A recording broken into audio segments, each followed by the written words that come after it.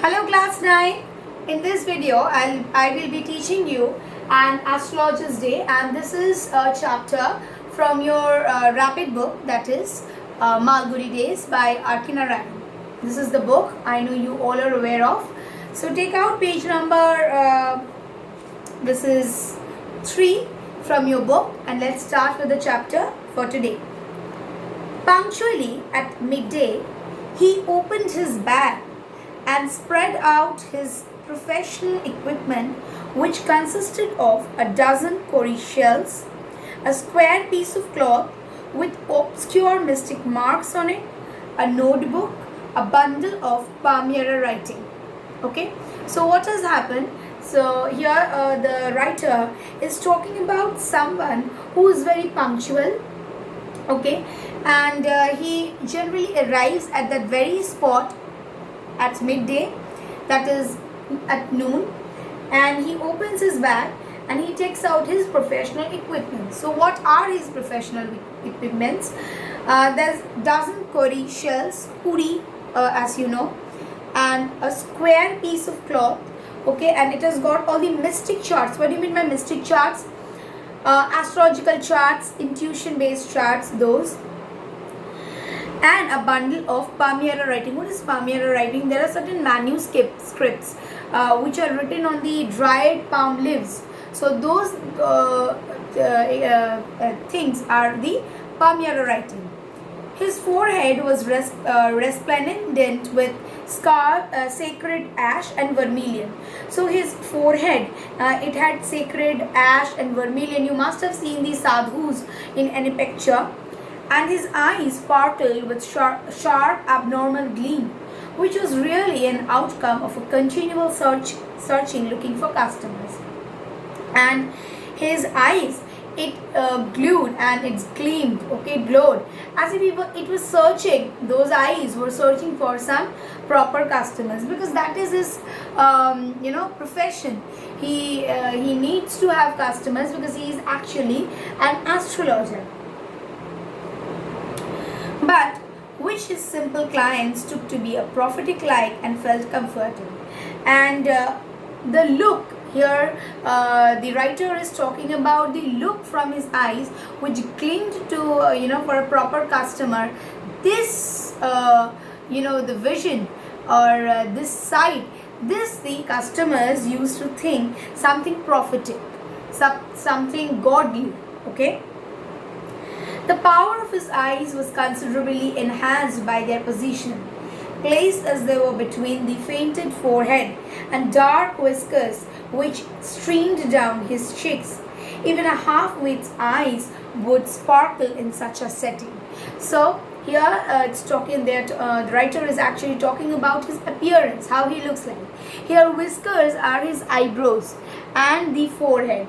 So after that, the writer talks about his cheeks, okay, and even a dark wit's eyes will sparkle in such a setting, and he has got an eye which sparkle in such kind of setting. So here the power of the eyes were considerably by their position placed as they were between the painted whiskers. And whiskers here are not only what are whiskers? Whiskers are long projections of hair. So it's the mustache. No, sorry, I told it's the eyebrows. No, they're talking about the mustache.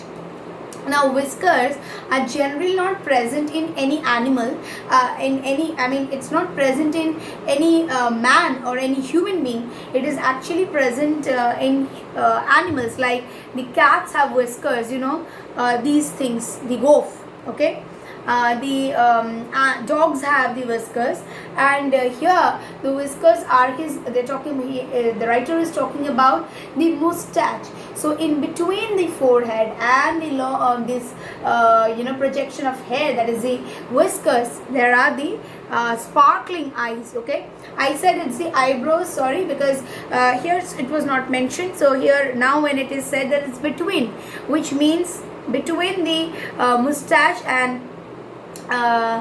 forehead, there are the eyes, that is the sparkling, that has a sparkling glow in it.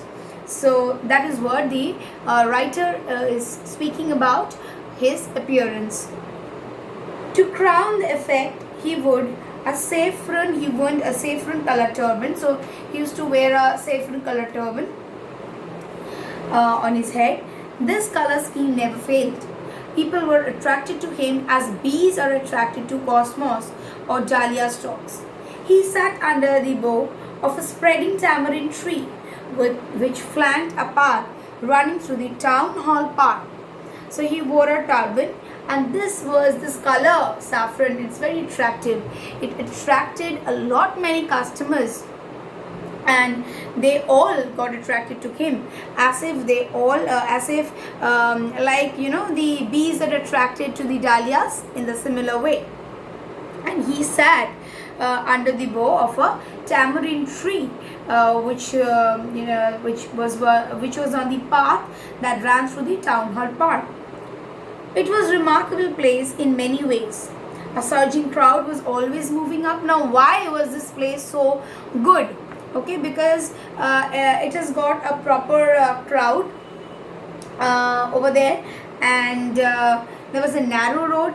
There were variety of people with their business and occupation. There were medicine sellers, there were sellers of stolen hardware and junk, magicians there were. Above all, there were auctioneer of cheap clothes who would sell cheap clothes. Okay, there were people. So that place, it was like a business ground, because there were many people surrounded in that place. So there were many people, and so that place was also very proper. It has got a narrow road, okay, and proper there was a proper crowd over there, and there were people in various kind of trade and occupation. Next to him, in vociferousness, came a vendor of fried groundnuts who gave his wear fancy name each day. So then there was a groundnut seller who would come and who would give fancy names each day. Someday he would call it Bombay ice cream. It's very important, all of you mark. On the next, Delhi almond. On the third, Raja's delicacy, and so on and so forth. And people flocked to him. A considerable portion of this crowd tailed before the astrologer too, and people would be very delighted. They would come and buy, and some part of the crowd would gather near the astrologer too. The astrologer transacted his business by the light of a flare which crackled and smoked up above the groundnut heap nearby. Half the enchantment of the place was due to the fact it did not have the benefit of the municipal lightning. So what has happened? The place, it was devoid of the municipality street lights. Okay, so the astrologer transacted his business by the light of a flare. So he had his little lamp with which he transacted his business, because that place, it was devoid of proper lights, proper municipality lights. The place was only lit up by shop lights.